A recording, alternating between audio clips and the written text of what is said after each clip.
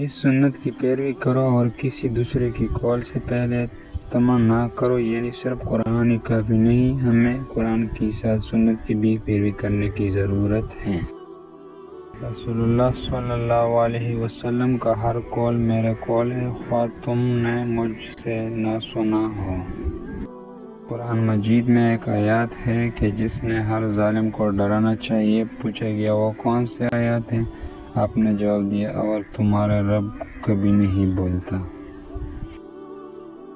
اللہ کو خوش کرنا ہے تو شعر کی یہ عادت اپنا لو، خوف زدہ اور خاموش رہو اللہ کی ذات سے، کیونکہ کتا ہر وقت بھونکتا رہتا ہے، اس لیے حقیر سمجھا جاتا ہے۔ ہر کام میں، ہر مقصد میں اللہ کی بڑائی، ملک کی بھلائی اور حق کی تلاش مد نظر رکھیں۔